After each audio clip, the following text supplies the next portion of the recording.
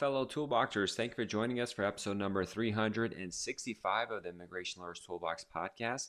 We're doing an interview today with Nicholle Pitt White, a colleague in Utah that has a practice over there, as well as discussing the upcoming Utah Chapter Conference, the AILA's Utah Chapter Conference. I think it's a 2-day conference or a 2-part conference, but we'll get into the details of that. I think it's online as well.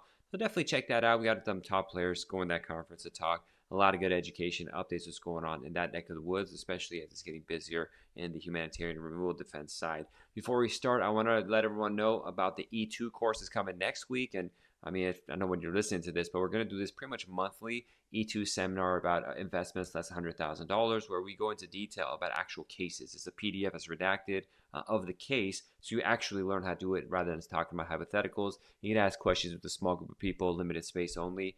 Email us at info@immigrationlawyerstoolbox.com to get information about that. You can get the sign-up page for whatever month it is. And if we get enough demand to a national interest waiver, I'm redacting 2 cases right now to contrast and compare, like scientist cases with no citation, one with citation, one without citation. So you see, get an idea of what we did in the national interest waiver case. I know a lot of practitioners are interested in getting involved with that, so I want to put that out there.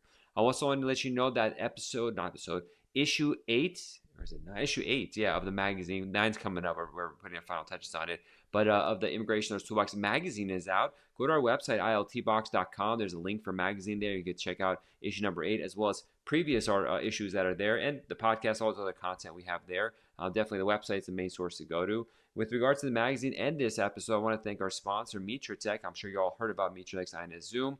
They're one of our great partners and vendors in the immigration law space. You've seen it at conferences, and a lot of you are probably using it. As an immigration lawyer, do you spend more time wrestling with paperwork than actually helping people? Tech's INS Zoom isn't just another case management tool. It's the industry leader trusted by over 1,500 law firms and corporations worldwide. With fully customizable workflows, you can automate those soul-crushing repetitive tasks and focus on what matters, your clients, and maybe taking a lunch break. And get this, they have the largest and most comprehensive immigration forms library available, over 1,300 forms and corresponding digital questionnaires, not to mention 18 plus e-filable forms and counting. The fiscal year 2026 H-1B cap will be open on March 7th and run through March 24, 2025. Check out the Tech INS Zoom H-1B registration module, which automates the process from A to Z. Tech's immigration CMS platform is secure, accessible from any device, and keeps you compliant no matter where you are. So whether you're in the office, at home, or, presenting a case for a tropical beach, you're covered.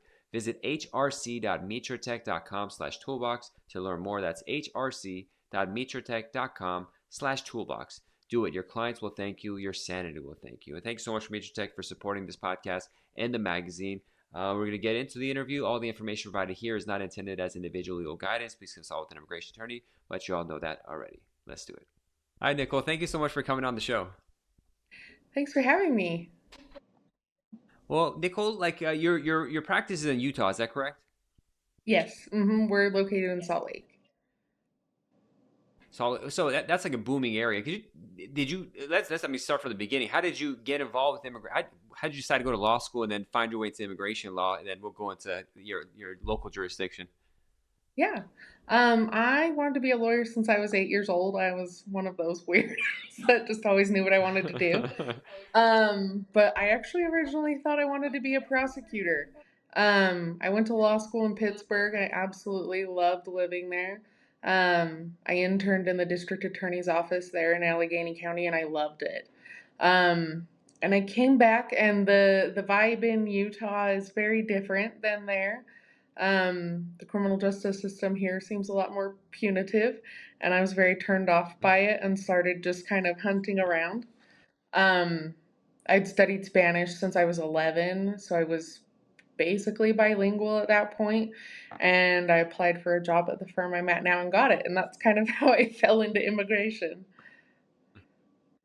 What are you from Utah originally? Yep, I'm born and raised in Utah, just outside Park City. What made you have the decision to go almost across country to just leave hometown? I always wanted to go to law school back east, and then I got to Pittsburgh, and they told me that's not back east, and I said, well, it's east of Utah, so that's fine. Oh, real cool. So you just, with a lot of people in immigration law, as you kind of fell into immigration law, it just came together and it worked out well. And what kind Mhm. of cases have you been focusing on and handling since then? I primarily do removal defense and special immigrant juvenile status. My firm on the whole also handles like U visas and family based immigration and things like that. So I dip my toes there occasionally, but I would say like 90% of what I do is removal defense. And how's this? I mean, this is like a month at the Trump administration. Have you seen any noticeable changes in case both the court handling cases and just on the Oh, street of ICE and stuff like that in your area? sorry, you were buffering there and I didn't catch the first half of your question. I'm No, no so problem. sorry. So, uh, no, I was just saying this. It's a month into the Trump administration. We're recording this. Have you Mhm. noticed any difference in NTAs and ICE as well as how judges are treating cases in this short time? Um, I've started hearing from colleagues about Lake and Riley being applied retroactively, especially with bonds and things like that. ICE has been out roaming, and I've heard of several clients being picked up even outside criminal courthouses if they've gone in for a plea or anything like that. Um, as far as new NTAs, I haven't seen those being issued. They seem to be focusing on prior removal orders right now in criminal history. Um, there has been offers from like the Utah County Sheriff to collaborate with them and create like a joint task force, which I'm very excited about. But other than that, it's kind of been the status quo so far. Yeah, I mean, on the Facebook groups, everyone. I mean, as soon as one pops up where it's just outside the box of like, God, nothing going on, they pick them up. It scares the hell out of you. But at the same time, it's still like unique. But I'm sure in the coming months and as they gear up and hire and Mhm. staff and all that stuff is going to be changing. How Yeah. soon into your legal career did you join AILA and start getting active in AILA? I joined AILA after I'd been at my firm for 2 years, I believe. And I joined our executive committee last year as the secretary. Prior to that, I'd been our National Day of Action liaison. And I really like the advocacy and the involvement that I get being involved in AILA. Very cool. And so you're one of the leads on the conference that's coming up. This when is the conference? The Utah conference for Utah chapter. March 13th and 14th. So it's a Thursday and Friday, that second week in March. Very cool. And you got an interesting lineup coming up. I think I see Phil Cuck coming from Georgia. Is it online or is it in person? He's going to be here online. His son is actually our VP of our chapter, so we have a nice little in there. So we have a couple of I was wondering presenters all the way from appearing there. over Zoom. Yeah. But most will be here in person, which is going to be great. Real cool. They're in the federal litigation, Mandamus and Foy. So Jesse Bless is coming too. So Mhm. that's a powerhouse duo right there. And a lot of Mhm. other colleagues that are coming. Are you presenting yourself as well, or just organizing? I'm assisting on the Asylum 101 overview. We have a lot of newer practitioners here that have started removal defense and are kind of like, what's asylum and what am I supposed to do here with this? We also have some nonprofits that wanted to attend as well and get some more information about asylum. So that's the one I'm assisting on. But other than that, I mostly organize. Well, that's a lot of work. It's interesting. Last time Trump came, a lot of practitioners got burned out, and they're like, no one's gonna be like, who's gonna be here? Lawyers doing this stuff, but it was actually the opposite. So many new attorneys were eager to become immigration attorneys, and I actually started the toolbox out of that because there's so Mhm. much demand for legal education that was coming out of Mhm. it. So it's interesting that you're confirming that a lot of people are trying to learn asylum law to help out because that's a big thing. How are the backlogs over there in your courts? Are you seeing multi-year backlogs, or is it better? I know where you're Um, located, you get all multiple states come in your courthouse, right? So we used to cover Idaho and Utah, and Montana. Montana's since been moved over to the Washington Immigration Court, and I believe Idaho has a full-time operating court now, if I'm not mistaken, or a judge that sits in Boise, because our judges used to rotate out and go sit in the Boise court, and they no longer do that. We initially started with 3 judges here from the time I started practicing, and last year or the year before. Recently got 2 more. So we now have 5 judges sitting on our bench. Most of my cases right now are being scheduled 2027, 2028 for a final hearing. Yeah. It's shocking, but at the same time, I remember in Los Angeles it was 2 years, 3 years. Now it's like 7, 8 years sometimes. Just getting a Mm-hmm. USCIS asylum hearing could be like 10 years, probably 8, 7, 8 years of waiting for a lot of people. It's one of the Yeah. reasons I stopped doing them because people will go nuts. Like it's like 7 years for a USCIS hearing. That's kind of out of control, and they get super frustrated. Now, I see on your site you're a shareholder, managing attorney of your law firm. Uh-huh. So we have two offices, one in Provo and one in Murray/Salt Lake. And I am the managing attorney in our Murray office here. How does staffing look like? How many attorneys and how much other staff members do you have? We're a firm of three attorneys currently. When I first started here, we were two attorneys and two paralegals. And now we have, sorry, I need to do some quick math, a staff of 10. So seven paralegals right now, and a couple of law student interns as well, which has been fun.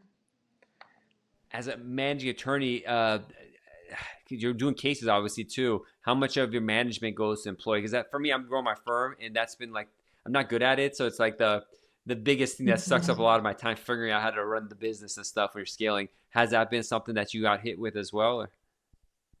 Yeah, a little bit, especially with training new employees and teaching them kind of the ins and outs of different things. I find sometimes I assume that I've showed them how to do something and they already know how, and then they come to me and they're like, actually, you never told me how I do that. So we do like a weekly check-in now that's calendared out on my calendar so it never gets filled out or taken, excuse me, Mm-hmm. by a consultation or anything like that. And that's helped a lot to have a regular check-in. And you do in person. Your staff members come in person. Yep, there we have one remote staff member. She actually lives in Mexico, and we're actually doing her process to bring her here, and I'm very excited for that. Very cool. H1B or TN or Oh, she married a citizen, so we're helping her with her okay. family-based Oh, petition. even Yeah, better. So that's really neat. yeah, Okay. Yeah, yeah. well, we're fully virtual between U.S. and international team members. But Oh, cool. I sometimes I wish everyone was right next to each other. It's Mhm. easier to do everything when you're right next to each other. Yeah, absolutely. And I really like the folks I work with. That's part of the reason I've stayed so long and like plan to, do my career here is because I actually really enjoy the people I work with. And it makes it much Hmm. easier to come to work in the morning, especially, when you get really crappy news all day. Yeah, of course. Well, Nicole, thank you so much for coming on the show. The Utah Yeah. chapter conference is March 13th and March 14th. If people want to reach out to you, what's the best way they can do that? So they can send me a direct email. My email is just pitt, at contigo.law. And I can send them the Eventbrite link so they can get tickets to join us virtually or in person. And we look forward to getting together with some fellow comrades. And my bad on your name. I wrote Nicole White, but it's Nicole Pitt White. That Pitt is part of the last Oh, name. It's not yeah. a middle name. So my No, bad. I have two Nicole last Pitt White. names, but it's fine. I go by both. Well, very cool. Thank you so much for coming on. Stick around for a minute to after we end the show, but much appreciated coming and telling us about your practice and the upcoming conference. Absolutely. All right, everybody. Thank you so much for listening. It was nice having Nicole on and talking about the Utah. It's a really growing area of immigration law. We've had several people that practice over there come on the show, and you can just tell how much demand is going, especially on the removal side, but also other areas. Salt Lake City is coming like a secondary tech hub after Silicon Valley. I have clients there that do O's and L's and all that kind of stuff, and even TN. So it's a really booming area, the Utah area. I want to remind you about, speaking of these business kind of cases, if you want to learn E2s, you want to learn NIW, we're doing seminars where we actually go through cases in private, small group. It's not recorded, so we can openly talk about stuff. Just email me, info@immigrationlawyerstoolbox.com to get info on that. You have to be a lawyer only, so this is a special small group of elite people.